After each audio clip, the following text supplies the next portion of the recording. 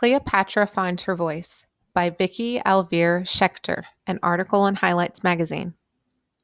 11-year-old Princess Cleopatra sailed the Nile River on the royal barge.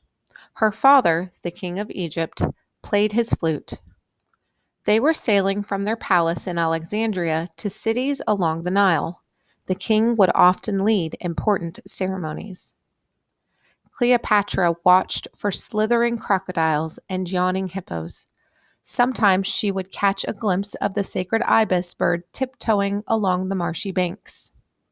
As the royal barge sailed, people crowded the banks, hoping to see the princess and her father. They sang and chanted and threw flowers. But it bothered Cleopatra that she could not understand what they said. Her father explained that the people of Egypt spoke Egyptian, while Cleopatra's family spoke Greek.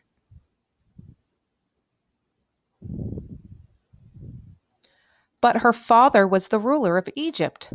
Why didn't he and his family speak the native language? They could thank their ancestors for that, the king said. The royal family traced its history back 250 years to the time of the Greek conqueror Alexander the Great. Alexander had conquered Egypt. When he died, his Greek general Ptolemy took over. Ever since, all of the rulers of Egypt had spoken Greek. Once back at home, Cleopatra insisted on learning the Egyptian language. She believed that a ruler should know her people, and that meant knowing their words.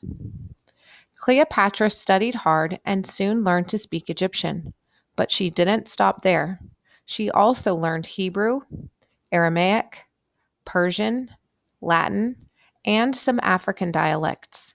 She loved learning and excelled in math and science too. Later, when she ruled as queen, one of her first acts was to visit the city of Memphis for an important religious ceremony. This time, she spoke to the people in Egyptian. The people loved her for learning their language. She showed them respect and honor in many other ways too. Cleopatra is remembered as a brilliant queen. She was the only Egyptian ruler in hundreds of years to learn the language of her people.